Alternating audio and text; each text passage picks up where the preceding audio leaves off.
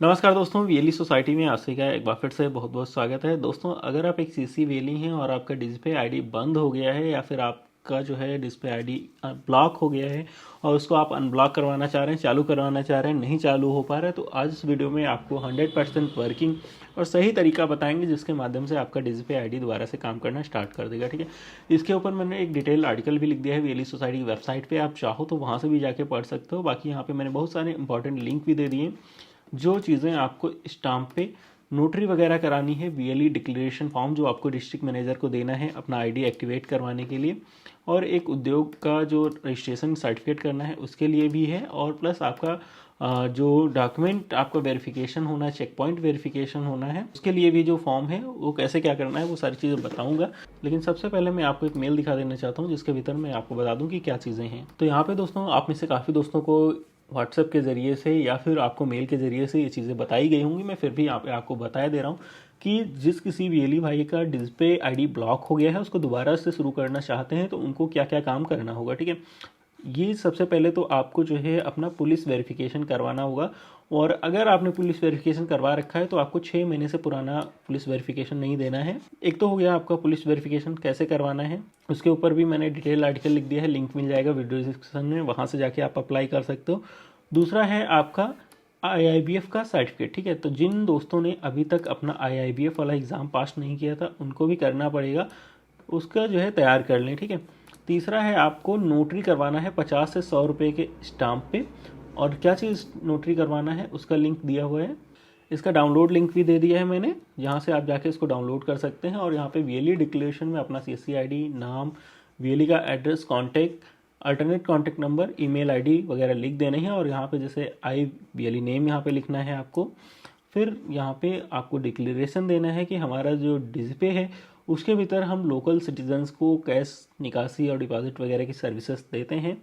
और मैं कंफर्म करता हूँ कि मेरे द्वारा जो सीएससी गवर्नेंस सर्विसेज इंडिया के साथ में जो ट्रांजेक्शन्स किए जाते हैं वो मेरी नॉलेज में किए जाते हैं, और उनमें जो भी चीज़ें बताई जाती हैं वो झूठी नहीं है। मैंने जो भी चीज़ें यहाँ पे बताई हैं वो सत्य हैं। अगर गलत पाई जाती हैं तो मेरा सीएससी आईडी बंद कर दिया जाए और मेरे अगेंस्ट पे लीगल एक्शन लिया जाए। ठीक है, और मैं आगे डिक्लेयर करता हूँ कि मैं डिस्प्ले की और एनपीसीआई और सीएससी की जो भी टर्म एंड कंडीशन होंगी गवर्नमेंट की इस चीज़ को करने के लिए, मैं उन सभी को फॉलो करूँगा।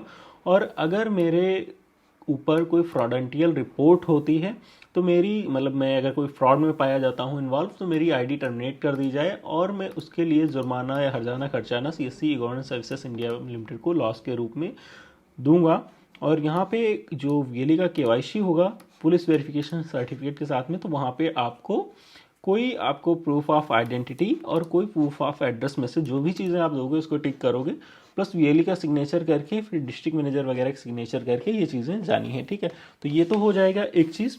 इसके साथ में वीएलई को उद्यम आधार का एक सर्टिफिकेट बनाना होगा, वो भी आप सीएससी से बना सकते हो, लेकिन वो वीएलई के नाम से ही रहेगा, जिस नाम से वो काम करते हैं, जिस नाम से डिस्प्ले आईडी है उसी नाम से उनको बनाना है। और उसके साथ में यहाँ पे देखो जो है आपको चेक पॉइंट डॉक्यूमेंट के रूप में एक लिस्ट दिया गया है, जहाँ पे आपको एक लिंक मिलेगा, इस पर आप क्लिक करेंगे तो वहाँ पे जब भी सीएससी डीएम आपके सेंटर पे विजिट करेंगे तो वो यहाँ पे ये चीज़ें चेक करने वाले हैं। ठीक है, कि कौन कौन सी डिवाइसें आप यूज़ कर रहे हैं, बायोमेट्रिक, आइरिस, माइक्रो एटीएम, कौन कौन सी यूज़ कर रहे हैं, सारी यूज़ कर रहे हैं तो उनको टिक करना है। फिजिकल रजिस्टर आप बनाते हैं या नहीं बनाते हैं सीएससी पे, तो अगर आप नहीं बनाते हैं तो गूगल पे जाके सर्च कर लीजिएगा सीएससी डिस्प्ले ट्रांजेक्शन रजिस्टर,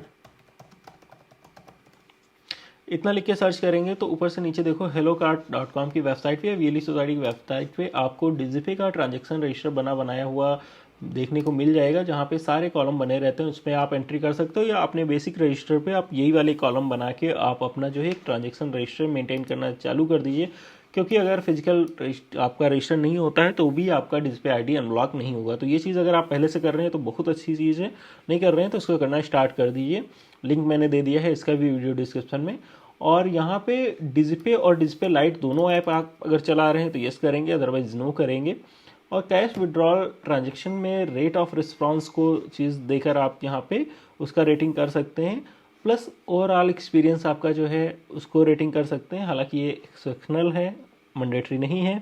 उसके साथ में आपको डिस्प्ले एप्लीकेशन आप कब कब यूज़ करते हैं, महीने में कितनी बार यूज़ करते हैं या डेली यूज़ करते हैं, जो भी है वो टिक करोगे। फिर है आप सीएससी के साथ में काम करने में इंटरेस्टेड हैं तो यस करोगे। उसके बाद ये है कि अगर आप डिस्प्ले एप्लीकेशन नहीं चलाते हैं तो यहाँ पे अगर आप चलाना चाहते हैं तो उसके बारे में लिखेंगे, और साथ ही साथ आप जो है डिजिपे को अन्य वीएलईज को रेफ़र करेंगे या इसके बारे में कोई फीडबैक सजेशन है तो वो आप यहाँ पे लिख सकते हैं। उसके बाद आपको यहाँ पे सीएससी सेंटर की डिटेल देनी है, वीएलई का एड्रेस और डेट ऑफ विजिट वगैरह करके सीएससी डिस्ट्रिक्ट मैनेजर यहाँ पे साइन करेंगे और यहाँ पे वीएलई का सिग्नेचर रहेंगे, ठीक है। एक तो ये चीज़ हो जाएगी। इसके साथ में आपको देखो अगला काम क्या करना होता है, जियो टैग के साथ केंद्र के अंदर और बाहर का फोटो जिसमें डिस्ट्रिक्ट मैनेजर हूँ वही वाली फ़ोटो इसमें मानी जाएंगी, ये भी चीज़ें करनी है। और इसके बाद डिजिपे पर आवेदन करना है, उपरोक्त डॉक्यूमेंट के साथ में सभी विवरण भी देने हैं वहाँ पे। ध्यान रहे दस्तावेजों की हार्ड कॉपी लखनऊ कार्यालय में जमा करनी पड़ेगी। साथ ही साथ ई-केवाईसी की एक अलग पूर्ण पीडीएफ चाहिए जिसमें आपके सभी ई-केवाईसी दस्तावेज शामिल हों, ठीक है। उसी के साथ में एक एसओपी मेल दिया गया है जिसके भीतर आपको बताया गया है कि डिस्प्ले के जितनी भी चीज़ें ये होंगी उसके भीतर आपको किस तरीके से क्या करना है। जैसे यहाँ पे डिस्प्ले के जो ब्लॉक यूज़र हैं उनके लिए क्या चीज़ है वो चीज़ यहाँ पे दी हुई है। और साथ ही साथ यहाँ पे देखो आपको जो है बहुत सारी और चीज़ें देखने को मिल जाती हैं जो सारी चीज़ें वीएलई को करनी है, ठीक है। कहीं पे डाउट रहता है, कुछ भी रहता है तो आपको जो है अपने डिस्ट्रिक्ट मैनेजर से इसमें ज़रूर कांटेक्ट कर लेना है कि फिजिकल रजिस्टर वगैरह मेंटेन करते हैं या नहीं करते हैं और वीएलई इन्वॉल्व है फ्रॉड में या नहीं है, तो वो सारी चीज़ें भी डिस्ट्रिक्ट मैनेजर वहाँ पे चीज़ें लिख के भेजेंगे, ठीक है। तो वो चीज़ आपको करनी है। और साथ ही साथ यहाँ पे नोटरी का फॉर्मेट और डिस्प्ले पे लेन देन के महत्वपूर्ण दिशा निर्देश दिए गए हैं, उनको भी आप एक बार ज़रूर देखिएगा। और साथ ही साथ यहाँ पे मैंने जो है आपको इसी पोस्ट में डिजिपे का जो ऑफिशियल ग्रुप है उसका भी मैंने लिंक यहाँ पे दे दिया है, जहाँ से जाके आप अपने व्हाट्सएप के भीतर इस डिजिपे के ऑफिशियल सपोर्ट वाले चैनल को सब्सक्राइब कर सकते हो और वहाँ पे आपका कोई भी डाउट होता है, कुछ भी प्रॉब्लम आती है तो आप डे टू डे इसको सॉल्व कर सकते हो, ठीक है। तो आशा करता हूँ ये चीज़ें आपको समझ में आ गई होंगी। फिर भी कोई डाउट रहे तो आप वीडियो में कमेंट करके बताइएगा, या फिर मैंने एक लिंक दे दिया है वहाँ से जाके ये सारी चीज़ें डाउनलोड करके अच्छे से पढ़िएगा। फिर अगर कोई कन्फ्यूज़न रहता है तो आप अपने डिस्ट्रिक्ट मैनेजर की इसमें ज़रूर मदद लीजिएगा। बाकी मिलते हैं ऐसे किसी नए वीडियो में, तब तक के लिए बाय बाय, जय हिंद।